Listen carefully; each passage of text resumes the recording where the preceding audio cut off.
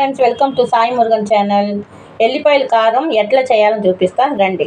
ఒక కప్పు ఎల్లిపాయలు,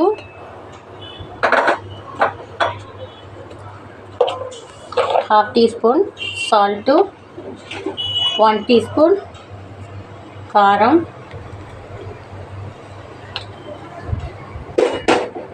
ఇవి కొంచెం మిక్సీకి పట్టేసి వస్తాం. మీద కడాయి పెట్టుకుని ఒక 2 టీ స్పూన్ ఆయిల్ పోసుకోవాలి.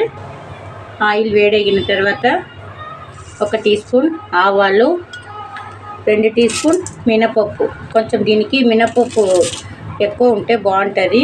ఎల్లిపాయల కారం మంచిగా కరకర అని అనిపిస్తుంది.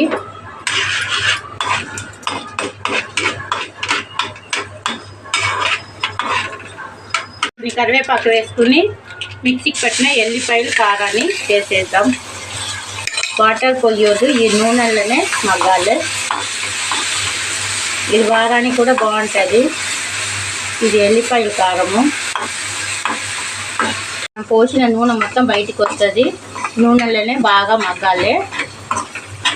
టేస్ట్ మాత్రం సూపర్ ఉంటుంది. ఇడ్లీ దోశకు చాలా బాగుంటుంది. ట్రై చేయండి. ఎలా వచ్చిందని కామెంట్ బాక్స్లో కామెంట్ చేయండి. టేస్టీగా ఎల్లిపాయల కారం రెడీ.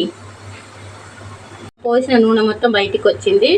రెడీ అయిపోయిందండి ఎల్లిపాయల కార చట్నీ.